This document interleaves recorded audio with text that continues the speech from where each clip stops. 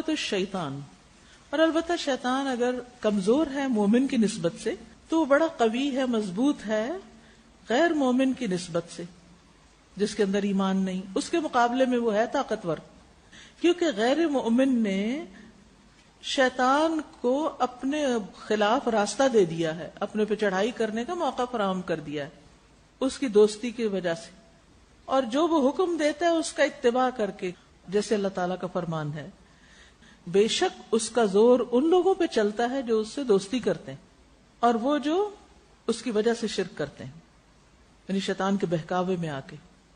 تو یہ وہ لوگ ہیں جو راضی ہو گئے اس بات پر کہ شیطان ان کا لیڈر بن جائے، قائد بن جائے اور گمراہی کا امام، وہ اس کی پیروی کرتے ہیں اور اس کے احکامات لے کے پلٹتے ہیں۔ تو اللہ نے اس کو ان پر مسلط کر دیا، ان کو سزا دینے کی خاطر۔ تو اللہ سبحانہ وتعالی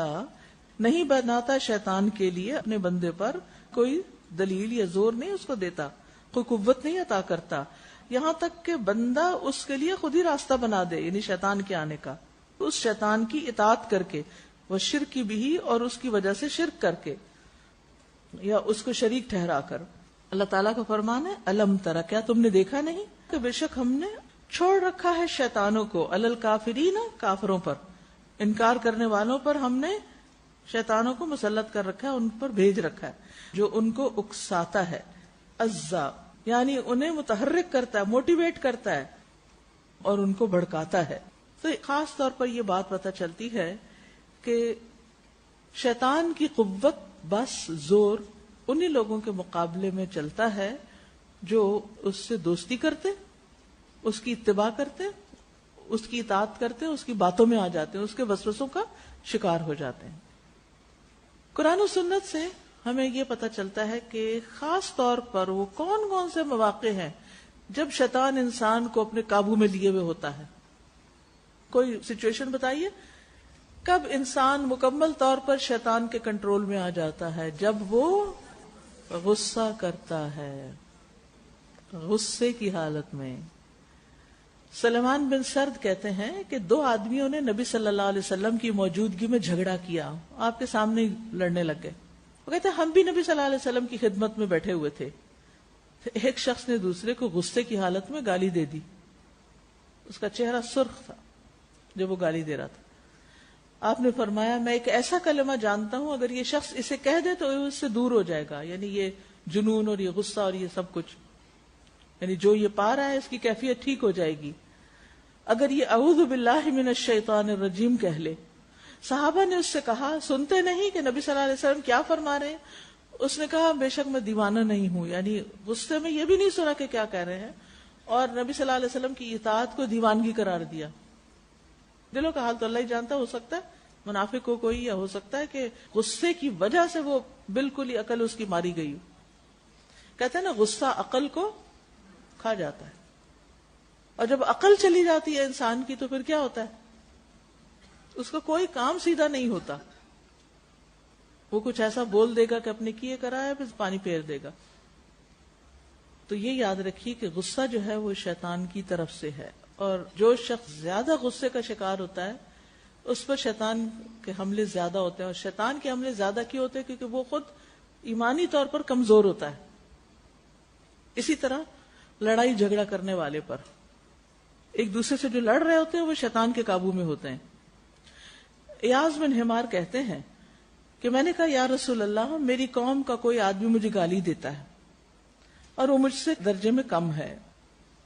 اگر میں اس سے بدلہ لیتا ہوں تو کیا اس میں کوئی گناہ ہوگا؟ آپ نے فرمایا وہ 2 شخص جو ایک دوسرے کو گالیاں دیتے ہیں، یہ بھی دے رہا وہ بھی دے رہا ہے، وہ دونوں شیطان ہوتے ہیں، اور وہ جو باہم بےہودہ گوئی کرتے ہیں اور جھوٹ بولتے ہیں وہ بھی دراصل شیطان ہوتے ہیں، یعنی ایک دوسرے کے ساتھ بدتمیزی، بد اخلاقی، لڑائی جھگڑا، پوری شیطان کے کنٹرول میں ایسے لوگ۔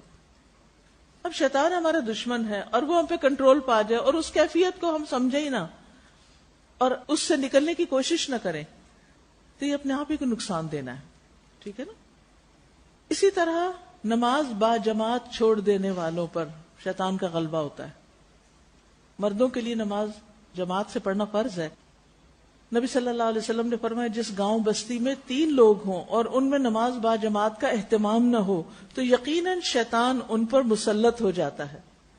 لہذا تم جماعت کو پکڑو، کیونکہ بھیڑیا ہمیشہ دور رہنے والی اکیلی بکری کو ہی کھاتا ہے۔ رسول اللہ صلی اللہ علیہ وسلم نے فرمایا شیطان اس کے ساتھ ہے جو جماعت سے علیحدہ ہو، وہ اس کو ایڑی مار کے بھگاتا ہے، یعنی بہت دور لے جاتا ہے دین سے۔ تو یہاں جماعت سے مراد نماز کی جماعت نہیں ہے، یہاں جماعت سے مراد مسلمانوں کی اجتماعیت ہے، یعنی نیکی کے کام میں جہاں بھی جو لوگ اکٹھے ہوں اور پھر ایک شخص کسی ایک چھوٹی سی بات سے ناراض ہو کے وہ چھوڑ دے، دوسرا وہ ادھر منہ بسور لے یا کچھ، تو یہاں کیا آ گیا؟ برکت ختم اور شیطان آ گیا۔ اور کہا کہ شیطان اس کو ایڑ لگا کے دوڑاتا ہے کہ نکلو اس جگہ سے، کوئی بھی نیکی کا کام ہو۔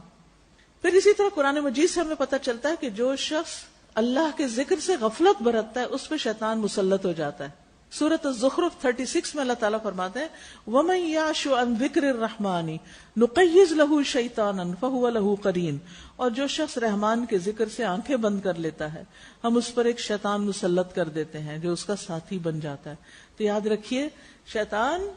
اس پہ قابو پاتا ہے جو ذکر نہیں کرتا، یعنی ہر وقت ادھر ادھر کی باتیں یا صرف چپ کر کے سوچتے رہنا اور اللہ کو یاد نہ کرنا، نہ تسبیح کرنا، نہ استغفار کرنا، نہ درود شریف پڑھنا۔ تو مسلسل انسان کو اللہ کا ذکر کرتے رہنا چاہیے شیطان سے بچنے کے لیے۔